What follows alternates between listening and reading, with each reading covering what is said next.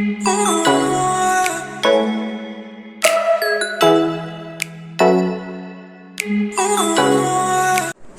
welcome back now again in this second video of your first chapter of civics, the Indian Constitution.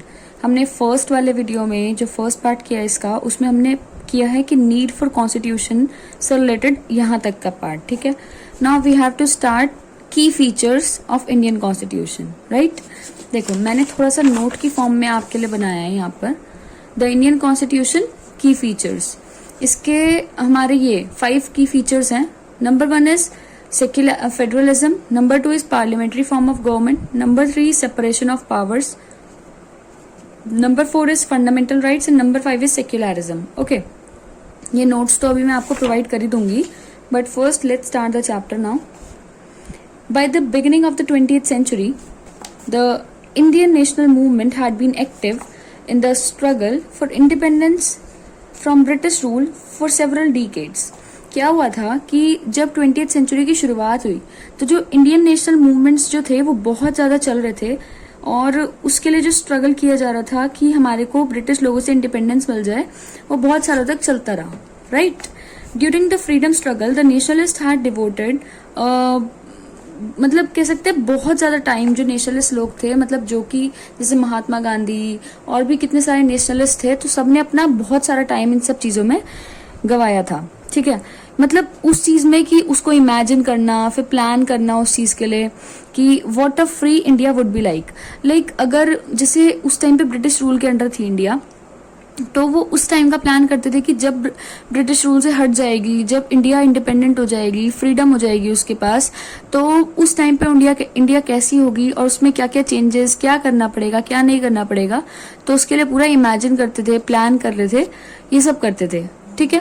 फिर उसके बाद बोलते हैं कि under the British they had been forced to obey rules that they had very little role in making. मतलब हम लोग कह सकते हैं कि ब्रिटिश रूल के अंडर क्या था कि जब तक ब्रिटिश रूल था तो उनको फोर्स किया जाता था, हम लोग को, मतलब इंडियंस को, मतलब या फिर जो भी उनके अंडर होते थे, तो उन सबको फोर्स किया जाता था कि उनके ही डिसीजंस जो वो ले रहे हैं उसी को सपोर्ट करें, उन्हीं का जो वो आपको ओबे करने के लिए कह रहे हैं कि आपको इतने ही रूल्स मिलेंगे ओबे करने के लिए, आपको इनको ओबे करना ही करना है, भले इसमें आपके छोटा सा पार्टी रोल क्यों ना प्ले कर रहे हो, right. The long experience of authoritarian rule under the colonial state convinced Indians that free India should be democracy in which everyone, right, everyone कहाँ गए, हाँ, should be treated equally and be allowed to participate in government.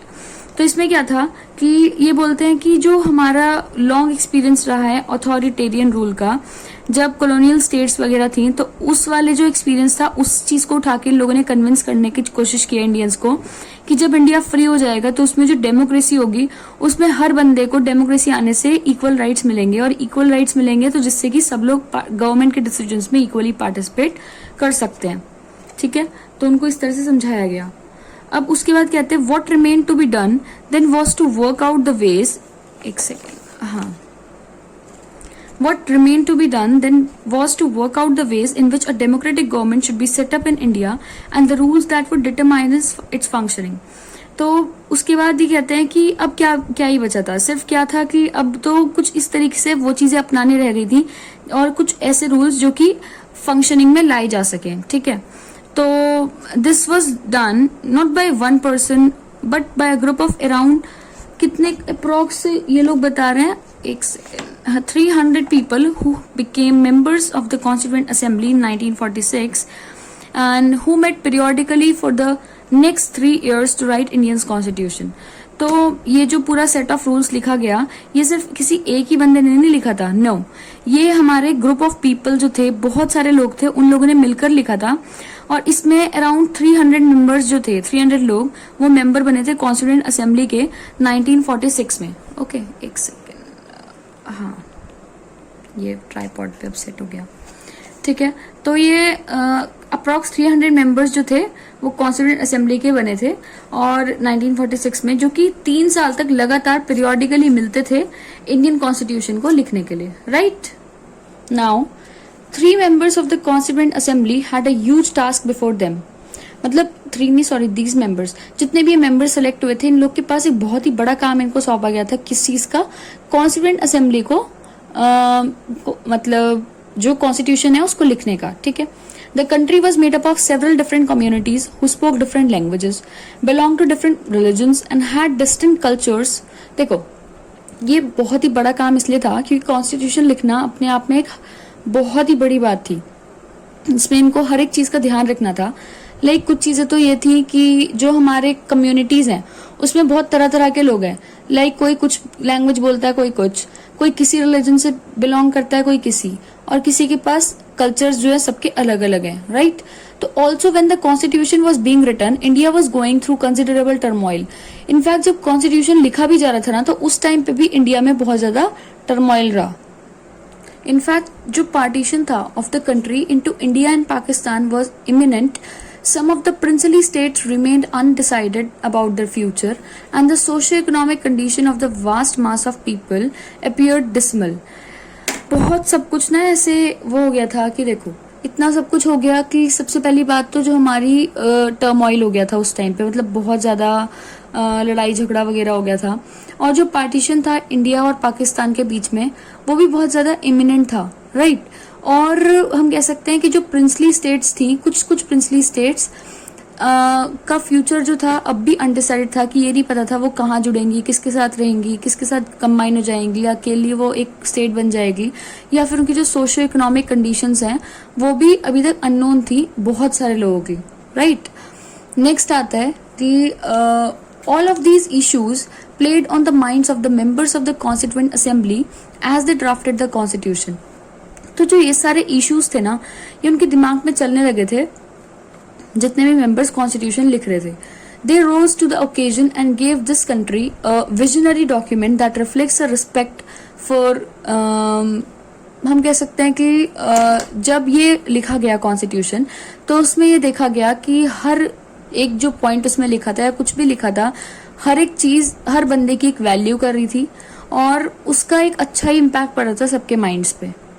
They rose to the occasion and gave this country a visionary document that reflects a respect for maintaining diversity while preserving national unity. तो वो अब एक ऐसी चीज उन्होंने दे दी हमारे India को कि सारी इतनी ज्यादा डाइवर्सिटी होने के बावजूद भी, डाइवर्सिटी मतलब विभिन्नताएं, ठीक है, इतनी ज्यादा चीजें बिखरी होने के बावजूद भी, इतनी ज्यादा वेराइटीज होने के बावजूद भी, जो हमारी नेशनल की जो यूनिटी थी उसको प्रिजर्व करके रखा और एक ऐसा डॉक्यूमेंट बनाया जो कि हर एक उसको रिस्पेक्ट कर रहा था. The final document also reflects their concern for eradicating poverty through socio-economic reforms, as well as emphasizing the crucial role the people can play in choosing the representatives. तो इस टाइम पे अब जब फाइनल डॉक्यूमेंट निकला, तो उस time पे हम लोग ये देख पाते थे, अगर जिन लोगों ने देखा, तो उसमें ये चीज साफ साफ मेंशन थी कि उन्होंने हर जगह अपना ऐसा कंसर्न दिखाया हुआ था कि जो लोग पोवर हैं, मतलब पोवर्टी से जूझ रहे हैं, मतलब कि पुअर लोग हैं और जिनके पास अभी अच्छा खासा पैसा वगैरह नहीं है, तो गरीबी है जहाँ पर, तो उसमें उस चीज को खत्म करा जा सके, चाहे उसमें हमें सोशल रिफॉर्म्स लाने पड़े, इकोनॉमिक रिफॉर्म्स लाने पड़े, या फिर हमारे को कोई भी ऐसा रोल प्ले करना पड़े उनकी ग्रोथ के लिए. Listed below are the key features of the Indian Constitution. While reading these, keep in mind the above mentioned concerns of diversity, unity, socio-economic reform, and representation that the authors of this document were grappling with. Try and understand the ways in which they try to balance these concerns with their commitment to transforming independent India into a strong democratic society.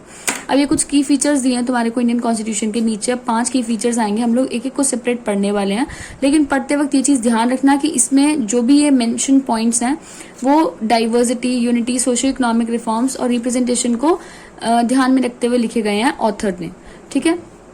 तब इनको understand करते हैं और हर चीज को balance करके हम लोग पढ़ेंगे. फर्स्ट आता है federalism. This refers to the existence of more than one level of government in the country. इसका मतलब होता है कि एक कंट्री में जो गवर्नमेंट के जो लेवल्स हैं वो वैरी हो सकते हैं. लाइक एक से ज्यादा लेवल्स हैं गवर्नमेंट के, एक सेंट्रल लेवल, स्टेट लेवल, पंचायती राज, उसके भी अंडर और टीयर्स आ जाते हैं. तो इस टाइप से डिवाइडेड है गवर्नमेंट के levels. In India we have governments at state level and at the centre. ये मैंने भी बताया आपको. Panchayati Raj is the third tier of government. ये मार्क कर लेना, पंचायती राज जो होती है वो थर्ड टीयर ऑफ गवर्नमेंट होती है. And you have read about this in your class 6 book. Class 6 book में हमने पढ़ा था पंचायती राज के बारे में. We looked at the functioning of the state government in your class 7 book, और स्टेट गवर्नमेंट की कैसे फंक्शनिंग होती है, क्या होता है, वो हमने 7th क्लास में पढ़ा था। और इस साल हम लोग सेंट्रल गवर्नमेंट के बारे में आगे चैप्टर्स में पढ़ेंगे। The vast number of communities in India meant that a system of government needed to be devised that did not involve only persons sitting in the capital city of New Delhi and making decisions for everyone.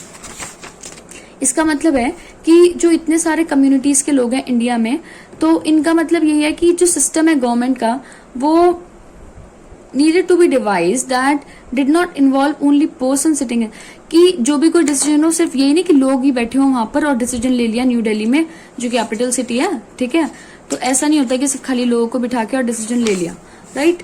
इसमें क्या होता है, instead it was important to have another level of government in the states so that decision could be made for that particular area. तो ये चीज important होती है कि स्टेट के एक अदर लेवल ऑफ गवर्नमेंट्स भी होने चाहिए जिससे कि जो भी डिसीजन लिया जाए वो एक उस पर्टिकुलर एरिया के लिए ठीक हो, right. While each state in India enjoys autonomy in exercising powers on certain issues, subjects of the national concern require that all these states follow the laws of the central government. Although इसमें होता क्या है कि जो India की जो सारी states हैं अपनी अपनी, वो हर एक तरह की अपनी अपनी तरह से पावर्स एक्सरसाइज करती हैं, ठीक है। हर स्टेट की पावर्स कुछ ना कुछ डिफरेंट होती है, लेकिन क्या होता है कि जब कोई एक सीरियस इश्यू हो जाता है या कुछ भी हो जाता है तो उसमें जब एक फाइनल लॉ बनता है या फिर किसी उसके लिए कि नेशनल कंसर्न के लिए, तो उसमें सेंट्रल गवर्नमेंट जो लॉ बनाती है वो हर स्टेट को फॉलो करना पड़ता है। The constitution contains list that detail the issues of each tier of government can make laws on, right. And constitution में हमारा वो भी दिया गया है कि जितने भी टियर ऑफ गवर्नमेंट्स हैं, लाइक अगर 3 टियर है 4 टियर है, मतलब ऑब्वियसली जितने भी हैं ओरिजिनली, तो उसके अकॉर्डिंग जितनी जितनी जो हमारी सर्विसेज हैं या जितने जितने लॉज जो जो बंदा बना सकता है, जितने जितने ऑर्गन्स बना सकते हैं, टियर्स बना सकते हैं, तो वो उसी के हाथ में रहते हैं। ये नहीं है कि जो फर्स्ट टियर का काम है वो सेकेंड टियर वाले लोग कर सकते हैं, ठीक है, या फिर थर्ड टियर लाइक पंचायती राज वाला सेंट्रल गवर्नमेंट कर सकती है, ऐसा नहीं होता, राइट। तो कॉन्स्टिट्यूशन क्या करता है, लिस्ट बना के रखा होता है उसमें कि कौन सा टियर कौन से वाले लॉज बना सकता है। In addition the constitution also specifies where each tier of government can get the money from for the work that it does, और उसमें वो भी लिखा हुआ है कि कौन कौन से पार्ट से कहाँ से उनके पास कैसे कैसे मनी आनी है अपना जो जो वो काम करते हैं, डिसीजंस वगैरह करते हैं। Under federalism the states are not merely agents of the federal government but draw their authority from the constitution as well. तो फेडरलिज्म के अंदर सिर्फ यही नहीं है कि एक सिर्फ सिंपल स्टेट जो है वो हमारी फेडरल गवर्नमेंट के एजेंट्स के अंडर काम करेगी, ऐसा नहीं है। मतलब उनकी वो अपनी अथॉरिटी के अकॉर्डिंग सब कुछ लिखा हुआ है कॉन्स्टिट्यूशन में कि क्या उनकी अथॉरिटी है, क्या किस तरह से उनको लॉज गवर्न है, क्या पॉलिसीज, और हर लेवल ऑफ गवर्नमेंट के लिए ये चीज दे रखी है, ठीक है। नेक्स्ट हमारा आता है parliamentary form of government. The difference the different tier of government that you just read about consist of representatives who are elected by people. देखो जितने भी different tiers of government हैं उसमें कुछ ना कुछ people हैं या फिर जिन्हें हम कहीं representatives हैं जो कि हम लोग elect करके देते हैं। people, हम लोग people जो है elect करके देते हैं, right? तो उनके कुछ ना कुछ जो भी चीज रही है उनकी वो अब आगे देखते हैं। Your class 7th book began with the story of Kanta who was standing in a line to vote during an election. The Constitution of India guarantees universal adult suffrage for all the citizens. उसमें एक example देके बता रहे हैं कि universal adult suffrage के बारे में हम शुरू कर रहे हैं हम। When they were making the constitution, the members of the Constituent Assembly felt that the freedom struggle had prepared the masses for universal adult suffrage and that this would help encourage a democratic mindset and break the clutches of traditional caste, class and gender hierarchies. तो ये लोग कहते हैं कि जब constitution बन रहा था तो उस टाइम पे जो मेंबर्स थे कॉन्स्टिट्यूएंट असेंबली के, उनको ये लगा कि जो फ्रीडम स्ट्रगल हो रहा है उसकी वजह से बहुत लोगों को यूनिवर्सल एडल्ट सफरेज चाहिए। यूनिवर्सल एडल्ट सफरेज का मतलब होता है, वो भी हम यहाँ आगे देखेंगे, अभी नहीं बता रही वरना कंफ्यूज रहोगे। तो यूनिवर्सल एडल्ट सफरेज चाहिए, लाइक उससे फायदा क्या होगा, एक तो हमारा वो डेमोक्रेटिक माइंडसेट को एनकरेज करेगा कि लोगों के दिमाग में एक डेमोक्रेटिक चीजें आएंगी, और वो जो हमारे ट्रेडिशनल कास्ट के कि कास्ट को लेकर भेदभाव होना, जेंडर को लेके, क्लास को लेके, जो ये हिरार्कीज वगैरह है उसको लेके जो भेदभाव होता है उस चीज को भी वो खत्म करेगा, ब्रेक करेगा इन क्लचेस को। This means that the people of, अब ये है आपकी यूनिवर्सल सफरेज की definition, although I have given everything in notes in a proper format of the question and answers, ठीक है। You can have a look over there, जब मैं भी दूंगी एंड में, बाकी अभी फिलहाल यहीं से पढ़ेंगे। तो यूनिवर्सल राइट सफरेज का मतलब क्या होता है कि people of India have a direct role in electing their representatives, जो वो मतलब राइट टू वोट टाइप्स है। Also every citizen of the country irrespective of his और her social background can also contest in elections, और वो elections वगैरह भी contest कर सकते हैं, और जो उनका जो इरिस्पेक्टिव ऑफ कि उनका बैकग्राउंड क्या है या सिटीजनशिप क्या है। These representatives are accountable to the people. You will read more about why representation is crucial to democratic functioning in Unit 2 of this book. देखो, although we have learned about कि क्या representatives होते हैं, क्या people उन लोग को elect करते हैं, किस तरह से organs बने हैं, सब कुछ ये हमने देखा। Now ये जो होते हैं ये accountable होते हैं people को, मतलब इनको आंसर करना होता है people लोगों को, जो जिन लोगों ने इनको elect किया है, कि क्यों इन्होंने हम लोग को जो जो इन प्रोमिस किए थे why they have not completed, या फिर जो इनके अथॉरिटी के अंडर होता है कि इन लोग को ये डिसीजंस लेने होते हैं, इस एस्पेक्ट में लेने होते हैं, तो हर चीज में इनको आंसरेबल होना पड़ता है लोगों को। बाकी यूनिट 2 में हम लोग देखेंगे इसके बारे में more. Now separation of powers. According to the constitution there are 3 organs of government, these are legislature, executive and judiciary. हमारे 3 लेवल होते हैं गवर्नमेंट के, एक होता है लेजिस्लेचर, एक होता है एग्जीक्यूटिव और एक होता है जुडिशरी। लेजिस्लेचर क्या होते हैं? वो लोग जो कि इलेक्टेड रिप्रेजेंटेटिव्स होते हैं, उन लोग को हम लेजिस्लेचर वाले उसमें कंसीडर करते हैं। एग्जीक्यूटिव क्या है? It is a smaller group of people, एक छोटा सा ग्रुप होता है लोगों का, who are responsible for implementing laws and running the government, जो कि लॉज बनाते हैं और गवर्नमेंट को रन अप करते हैं।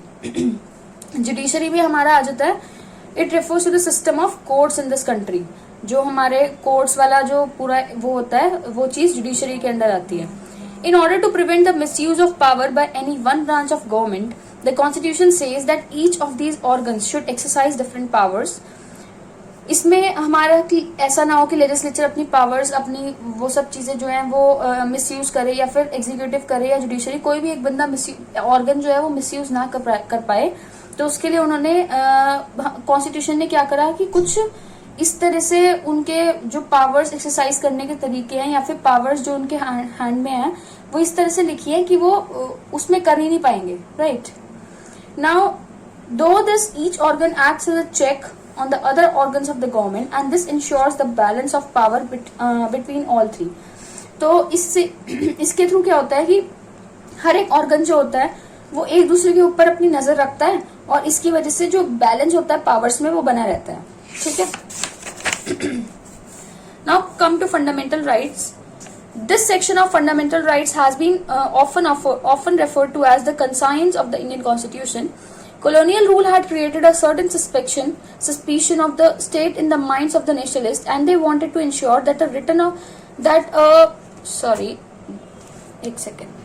set of written rights would guard against the misuse of state power in independent India. इन्होंने कहा कि जो फंडामेंटल राइट्स का जो सेक्शन है, तो उसके बारे में अब ये लोग बता रहे हैं कि कॉलोनियल रूल जो है उसके वजह से क्या हुआ था कि एक ना लोगों के दिमाग में डर बैठ गया था, या फिर कह सकते हैं डाउटनेस थी कि अब भी हमारा कई फंडामेंटल राइट्स हमारे उससे मुकर गए ये लोग, या फिर वो नहीं मिले हमें प्रॉपरली, तो उस चीज का डर रहता था। तो उन लोगों ने क्या करा कि नेशनलिस्ट के माइंड में जो ये डर था उसको खत्म करने के लिए उन्होंने एक रिटर्न फॉर्मेट में वो राइट्स लिखवाए, जिसकी वजह से हमें ये गारंटी हो गया था कि अब हमारे पास एक सेफ गार्ड रूल्स हैं अगेंस्ट की हम लोग ये कह सकते हैं हम लोग इंडिपेंडेंट है इस टाइम पे। तो इंडिपेंडेंट होने के लिए वो उन्होंने रिटर्न फॉर्मेट में लिखवा लिए थे। Fundamental rights therefore protect citizens against the arbitrary and absolute exercise of power by the state, कि स्टेट जो है या फिर स्टेट गवर्नमेंट या कुछ भी वो अपनी पावर्स हमारे को थोपे ना आर्बिट्ररी फॉर्म में, या फिर हमारे को जबरदस्ती फॉलो करने के लिए ना करे, तो उसके लिए वो चीज ना हुई, इसलिए उन्होंने फंडामेंटल राइट्स को अपनाया और वो अब सिटीजन्स को इस चीजों से प्रोटेक्ट करती थी। ठीक है। The Constitution thus guarantees the rights of individuals against the state as well as against other individuals. तो इसलिए जो कॉन्स्टिट्यूशन है वो हमारे को क्या गारंटी करता है, वो हर एक इंडिविजुअल को राइट्स देता है कि अगेंस्ट स्टेट, की स्टेट भी कोई फोर्स नहीं कर सकती, या फिर कोई एक स्पेशल बंदा भी आपको फोर्स नहीं कर सकता। Moreover, the various minority communities also express the need for the constitution to include rights that would protect their groups. और इनफैक्ट जो माइनॉरिटी कम्युनिटीज हैं, मतलब जो ज्यादा पावरफुल नहीं है, तो उनके लिए भी ये बोला गया कि अब कॉन्स्टिट्यूशन ने उनको भी एक ऐसी वो दिया है कि उनके जो राइट्स हैं वो वायलेट नहीं होंगे, जबकि वो राइट्स प्रोटेक्ट करे जाएंगे उनके। The constitution therefore also guarantees the rights of minorities against the majority, majority के अगेंस्ट माइनॉरिटी को हक दिलाया, ठीक है. As Dr. Ambedkar has said about these fundamental rights that their objective is twofold. उनके दो ऑब्जेक्टिव थे फंडामेंटल राइट्स को लेके कि उन्होंने क्यों बनाया. पहला ऑब्जेक्टिव तो ये था is that every citizen must be in a position to claim those rights. एक तो कि हर एक बंदा उस राइट्स को क्लेम करने के पोजिशन में हो, और सेकेंडली कि these rights must be binding upon every authority that has got the power to make laws. और दूसरी बात ये थी कि ये जो राइट्स हैं वो हमारे को मतलब हर एक अथॉरिटी को बाइंड करते हैं कि कुछ ना कुछ पावर सबके पास है लॉज बनाने के लिए. ये नहीं है कि हर बंदा फ्री है कि जो मर्जी वो करे, ऐसा नहीं है. In addition to fundamental rights the constitution has also made a section called directive principles of state policy. और इसके बाद फंडामेंटल राइट्स के अलावा एक वो बनाई गई, सेक्शन बनाया गया जिसका नाम था directive principles of state policy. इस सेक्शन के अंदर क्या था, मतलब ये क्यों बनाया गया था, क्योंकि was design by the members of constituent assembly. किसने बनाया था, कॉन्स्टिट्यूएंट असेंबली के मेंबर्स ने ही बनाया था. Which ensure greater social and economic reforms. एक तो क्या चीज इंश्योर करी थी ये, एक तो सोशल और इकोनॉमिक रिफॉर्म्स जो हैं बहुत सारे उस चीज को, and to serve as a guide to the independent Indian state to institute laws and policies that help reduce the poverty of the masses. और उसका ये ऑब्जेक्टिव भी था, हम कह सकते हैं कि जो एक गाइडलाइंस देनी होती है ना कि एक इंडिपेंडेंट इंडिया की क्या गाइडलाइंस हैं, तो कि किस तरह के लॉज इंस्टीट्यूट होने चाहिए, क्या पॉलिसीज बननी चाहिए जिससे कि हमारी गरीबी जो है वो कम हो सके. तो वो भी इसका एक मोटिव था. नेक्स्ट आते हैं सेक्युलरिज्म पे. A secular state is one in which the state does not officially promote any one religion as the state religion. Secular state का मतलब है कि कोई भी एक स्टेट, कोई भी एक रिलीजन, जैसे मान लो हिंदू, मुस्लिम, सिखिज्म एंड बुद्धिज्म, लेकिन हम कोई भी रिलीजन ले लें तो उसमें से ये नहीं है कि पूरे इंडिया में सिर्फ हिंदुइज्म ही चलेगा, पूरे इंडिया में सिर्फ बुद्धिज्म ही चलेगा, ठीक है, ऐसा नहीं होता. उसमें क्या होता है कि एक सेक्युलर स्टेट का मतलब वो स्टेट हो गई जो कि कोई ऑफिशियली एक रिलीजन को सपोर्ट नहीं करती, सारे रिलीजन को इक्वल मानती है. You will read more about this in the following chapter. Now you understand the ways in which a country's history often determines the kind of constitution that a country adopts for itself. और आपको कुछ तरीके भी पता लगेंगे country की history में कि किस तरह से जो कॉन्स्टिट्यूशन के तरीके थे, कॉन्स्टिट्यूशन कितनी बार चेंज हुआ या क्या हुआ, that a country adopt for itself. ठीक है, कि कंट्री ने जो अपने लिए अडॉप्ट किया. The constitution plays a crucial role in laying out the ideals that we would like all citizens of the country to adhere to, including the representatives that we elect to rule us. Like इसमें वही बोल रहे हैं कि constitution एक बहुत ही important role play करता है हमारे की जो भी आइडियल्स होते हैं उनको ले डाउन करने में, उनको लिखने में, और that we would like all citizens of the country to adhere to, जिसको जो कि हमारे कंट्री के सारे सिटीजन्स को जो चीज पसंद आती है, including the representatives that we elect to rule us, और इंक्लूडिंग जो हम लोग रिप्रेजेंटेटिव्स भी चूज करते हैं अपने आप को गवर्न आउट करवाने के लिए, तो उसमें भी हम लोग एक इम्पोर्टेंट रोल कॉन्स्टिट्यूशन प्ले करता है. उसके बाद ये बोलते हैं कि just like in the game of football a change of constitutive rules will affect the game. आपने देखा होगा कि अगर गेम फुटबॉल अगर हम लें, उसमें अगर एक कॉन्स्टिट्यूटिव रूल्स ही चेंज कर दें तो वो गेम को पूरा इफेक्ट कर देता है. तो Indian constitution has been amended over the years to reflect new concerns of the polity. इसी वजह से जो इंडियन कॉन्स्टिट्यूशन है उसको बहुत बारी अमेंड करा गया है कि कोई भी और जो चेंजेस थे उनको सही करके इसमें रिफ्लेक्ट आउट करने के लिए. Often a major change in the constitution means a change in the fundamental nature of the country. और एक और चीज थी कि जो चेंज था हमारे इसमें कॉन्स्टिट्यूशन में, हम कह सकते हैं कि उसका मतलब ये नहीं था कि कुछ भी गलत हो रहा है इस वजह से चेंज कर रहे हैं. इनफैक्ट इसका मतलब ये था कि कंट्री में और ज्यादा फंडामेंटल नेचर आ पाई. ठीक है, we saw this in the case of Nepal and how it needed to adopt a new constitution after it became a democracy. हमने नेपाल वाला एग्जाम्पल जब पढ़ा था पार्ट 1 में, तो उसमें हमने देखा था कि किस तरह से उसको न्यू कॉन्स्टिट्यूशन अडॉप्ट करने की नीड पड़ी और किस तरह से अब वो डेमोक्रेसी बन गया. The different features of the Indian constitution outlined above involve complicated ideas that are often not easy to grasp. इसका मतलब ये है कि जो कॉन्स्टिट्यूशन है हमारा इंडिया का, उस पर कुछ ऐसे फीचर्स भी हैं जो कि थोड़े कॉम्प्लिकेटेड हैं कि हम उनको आराम से ग्रास्प नहीं कर सकते. Don't worry too much about this for the moment. अभी इतना वरी मत करो इसके बारे में. रेस्ट बुक जब अभी आगे पढ़ेंगे, पूरी बुक ही पढ़नी है लगभग, या फिर और हायर क्लासेस में हम लोग पढ़ेंगे, तो फिर आपको इन चीजों के बारे में पता और लगेगा जो इंडियन कॉन्स्टिट्यूशन के फीचर्स हमने पढ़े हैं, और वहां पर आप और ज्यादा अच्छे से पढ़ पाओगे. अब जरा ये चीजें देखो फंडामेंटल राइट्स, एक right to equality, right to freedom, right against exploitation, right to freedom of religion, cultural and educational rights and right to constitutional remedies. इसको बस हेडिंग पढ़ लो, अंदर तो पढ़ने की जरूरत नहीं है, ये डेफिनेशन से चीजें क्लियर हैं। बाकी यहाँ देखो कुछ चीजें, एक तो ये है कि फाइनल सेशन हुआ था 24 जनवरी 1950 को, जब कॉन्स्टिट्यूशन बना था। और चीजें दिखाती हूँ एक सेकेंड, कुछ इंपॉर्टेंट है यहाँ पर। लाइक मेंबर्स जो थे कॉन्स्टिट्यूएंट असेंबली के, वो डर रहे थे शुरुआत में कि जो एग्जीक्यूटिव है वो इतना ज्यादा स्ट्रांग ना बन जाए कि अपनी रिस्पॉन्सिबिलिटी जो है वो उसको इग्नोर करे। तो ऐसा सब कुछ था। यहाँ भी कुछ लिखा हुआ है। बाकी हमें पता है कि बाबा साहेब डॉक्टर अम्बेडकर हमारे फादर ऑफ इंडियन कॉन्स्टिट्यूशन कहलाते हैं, राइट। एक हमें ये पता है। यहाँ तो इतना कुछ नहीं है। एक और थी नेपाल वाला, ये 2008 वाला, ये वाला पार्ट। बाकी ये पढ़ लेना, ये नॉर्मल है, ऐसा कुछ है नहीं इसमें ज्यादा।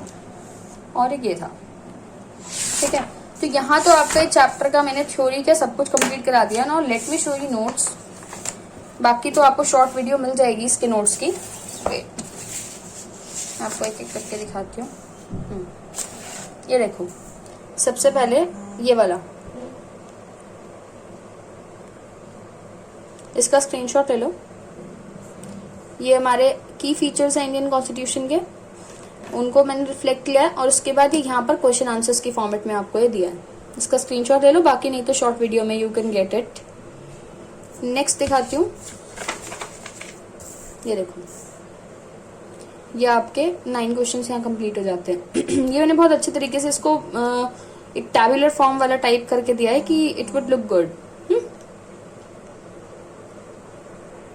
अब ये वाला स्क्रीनशॉट ले लो, ये आगे का एक और पेज है, राइट, ले लिया। Now there is one more question, एक इसका भी, what do you mean by secular state. Now you guys perfectly enjoy, we have completed one chapter of civics. बाकी you will get more about it in short video, और just wait for the next video. comment कर देना, बता देना, और पढ़ते रहो, पढ़ाई करते रहो। all the very best.